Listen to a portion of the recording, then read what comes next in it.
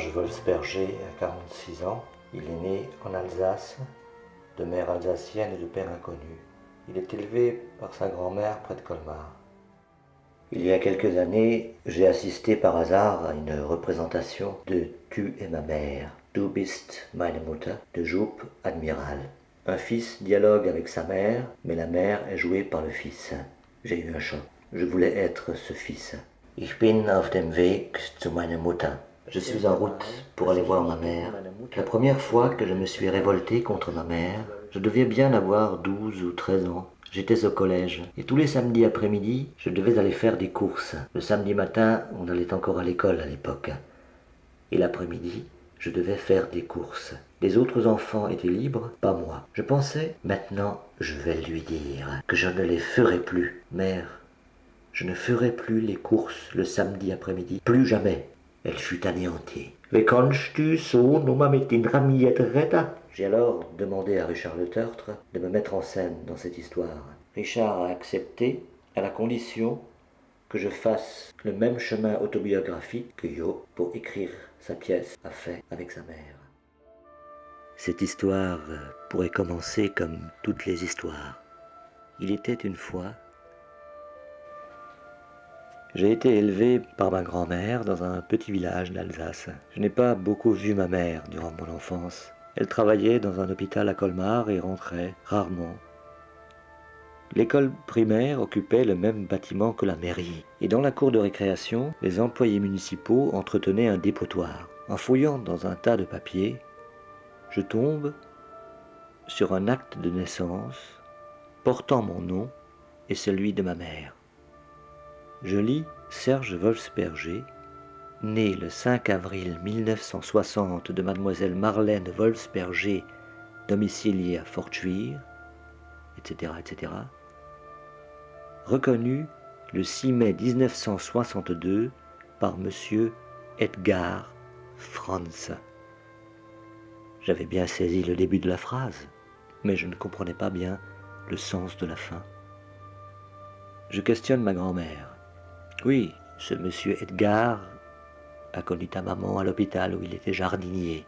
Il voulait se marier avec elle, mais il est finalement parti dans un pays étranger.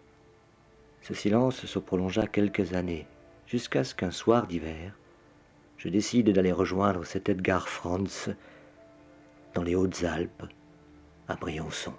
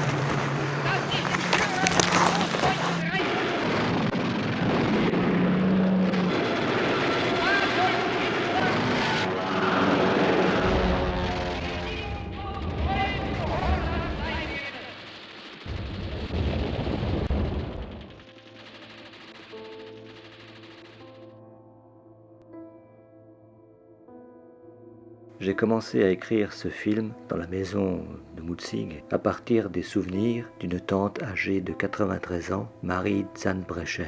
Je l'ai finalement tourné au printemps 2008 après plusieurs reports du tournage, dus aux décès successifs de personnes que j'avais distribuées dans les rôles de la mère et du fils. J'ai rencontré Fernande Kiefer par hasard, par une amie comédienne, et c'est mon oncle, Maurice Wolfsberger, qui joue son fils. J'essaie de raconter la quête des origines d'un homme. Sa mère vient de mourir et il retourne dans la maison natale. Et pendant qu'il erre dans les pièces désertes, sa mère lui apparaît. Et là, elle commence à lui raconter ce qu'il a toujours désiré entendre durant sa vie. Ich habe mich in einen Deutschen verliebt. Nachbar, der Krieg, die schrecklichen Dinge, die erzählt worden sind. Das ist mir alles egal gewesen. Aber ich war schwanger gewesen. Und die Amerikaner sind ganz not gewesen schon. Dann habe ich mit einem uralten Rezept eine Abtreibung probiert. Aber fast noch das Leben gelassen dabei. Je ne voulais pas d'un enfant allemand, d'un Allemand, même aimé. Toute ta vie, on te le rappellera.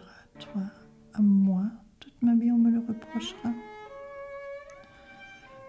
Et pour toi, dans les cours des écoles, on te dira enfant de Bosch.